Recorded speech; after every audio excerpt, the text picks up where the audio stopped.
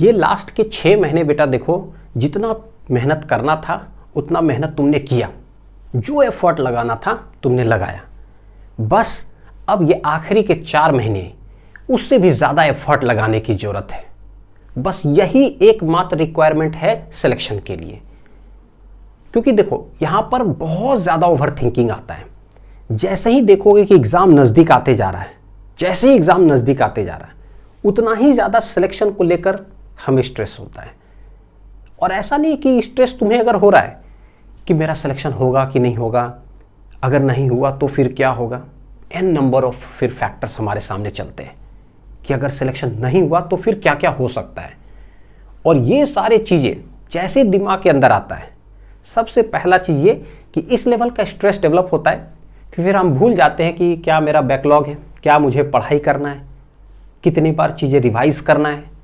क्योंकि पता है सिलेक्शन जो है ये सब चीज़ें करने से आने जा रहा है कि जो हमारे सामने कंटेंट पढ़ाया जा रहा है उस कंटेंट को कितनी बार मैं रिवीजन करूं, जो यहाँ से मेरा समय बचा हुआ है उसका मैं कितना मैक्सिमम यूटिलाइजेशन करूं। बस क्योंकि एक चीज़ जान लो बेटा कि अगर तुम्हें ये टेंशन हो रहा है ना कि मेरा सिलेक्शन होगा कि नहीं होगा, और अगर नहीं होगा तो फिर है ना बहुत सारे चीज़ें होने वाले हैं अगर नहीं हुआ तो ऐसा नहीं कि सिर्फ तुम्हें टेंशन हो रहा है।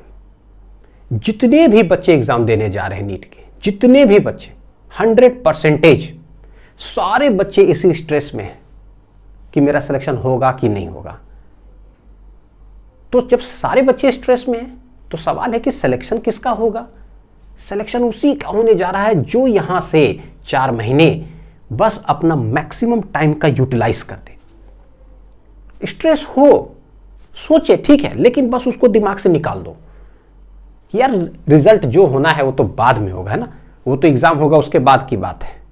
लेकिन यहां से एग्जाम तक मुझे क्या करना है, जो मेरे सामने कंटेंट पढ़ाया जा रहा है उस कंटेंट को मैं बहुत अच्छे तरीके से ग्रैब कर पा रहा हूं क्या उसे मैं बार बार रिवीजन कर पा रहा हूं, क्या वो सारी चीज दिमाग के अंदर रिटेन्ड है। बस यही रिक्वायरमेंट है। क्योंकि अगर वो सारी चीजें रिटेन्ड हो गया तो आराम से एग्जाम में हम डिलीवर कर देंगे, उसके बाद हो ही जाएगा सिलेक्शन। क्योंकि इतना जान लो बेटा कि जो ऑल इंडिया रैंक 1 लाने वाला होगा ना, उसे भी नहीं पता कि रैंक तो बहुत दूर की बात है, उसका सिलेक्शन होगा कि नहीं होगा उसे नहीं पता। क्योंकि तुम देख लो है ना, कोई भी बच्चा जो ऑल इंडिया रैंक 1, 2, 3 या टॉप 10 में आ रहा हो, उससे कभी पूछ लो क्या तुम्हें पता है या पता था कि तुम ऑल इंडिया रैंक 1 लाओगे या ऑल इंडिया रैंक 2 लाओगे। कभी नहीं बोला, ये तो कभी नहीं पता था। हाँ, बस क्या कर रहे थे, पर डे इतने घंटे मेहनत कर रहे थे, जो चीज़ हमें पढ़ाया जा रहा था उसको बार बार रिवीजन कर रहे थे।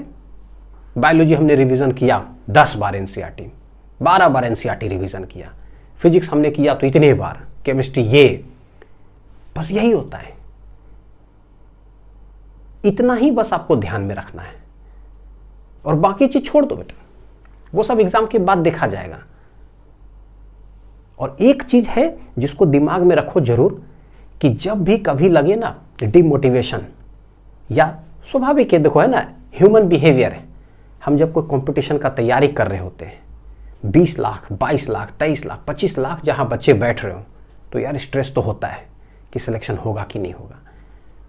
तो मैं एक ही चीज बोलूंगा कि उस समय जब भी डिमोटिवेशन हो ना, हमेशा बेटा ना 2 इंसान के बारे में सोचो, ओनली 2, एक आपके मम्मी और एक आपके पापा। बस सिर्फ 2 इंसान के बारे में सोचो कि यार मुझे रिजल्ट इन दोनों के लिए लाना है। क्योंकि माँ बाप ऐसे होते हैं बेटा कि आपके लिए वो बहुत कुछ किए, बहुत कुछ, जितना उनसे हो सकता था उससे कितने मल्टीपल टाइम्स एफर्ट लगा करके आपके लिए वो किए, आप सोच भी नहीं सकते हो। आपको आज स्ट्रेस हो रहा है ना कि अरे यार मेरा सिलेक्शन नहीं हुआ तो क्या होगा, ये बहुत सारा चीज। इतना जान लो कि सिलेक्शन होने के बाद भी ये स्ट्रेस कंटिन्यूड है। ऐसा नहीं है कि सिलेक्शन हो गया कॉलेज में चले जाओगे तो वहां तो वाह मेरा सारा स्ट्रेस ही खत्म हो गया। नहीं, जिंदगी में इससे बहुत ज्यादा बड़ा लेवल का स्ट्रेस आने जा रहा है। तो स्ट्रेस खत्म नहीं होंगे कभी भी। तो उसको एक प्रोसेस के रूप में मान लो कि ठीक है यार, it's a part of life, जिंदगी है, चलते जाएगा, ये तो कुछ भी नहीं है, इससे भी बड़ा स्ट्रेस आगे आने जा रहा है, उससे भी बड़ा स्ट्रेस उससे आगे आएगा, तो ये तो आना ही है। तो सवाल है कि हमें चलते जाना है, बस लगे रहना सबसे ज्यादा जरूरी है।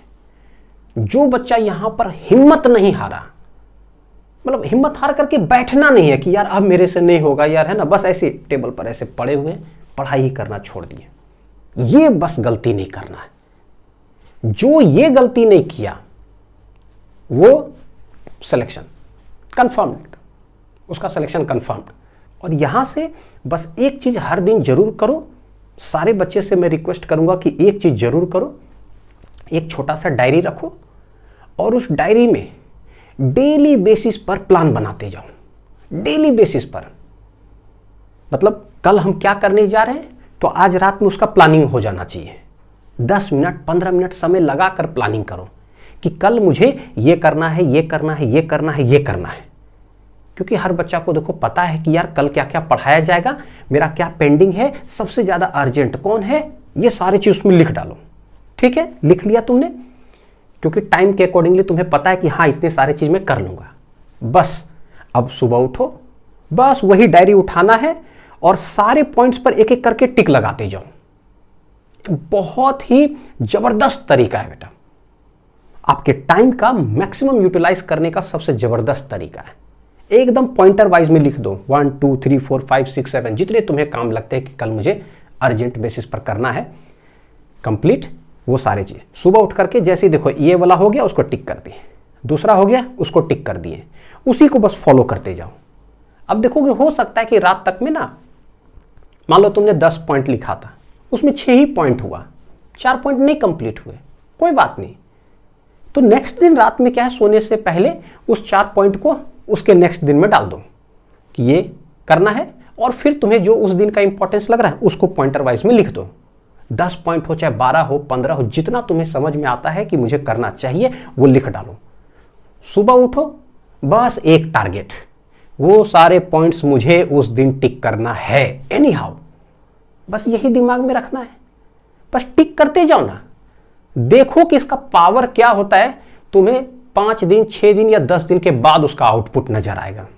जब पीछे मुड़कर देखोगे 10 दिन, वाह यार मैंने अपना टाइम का जबरदस्त यूटिलाइजेशन किया यार, खुद में एक सेटिस्फैक्शन होगा। बस यही करते जाओ। जब भी ओवर थिंकिंग हो हटाओ, रात में जो प्लान किए यार डायरी उठाएं, उसका टिक करना शुरू कर देते हैं, क्योंकि पता है सिलेक्शन यही करा देगा।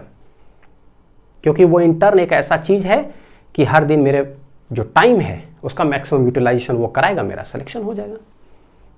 बस यही करते जाओ।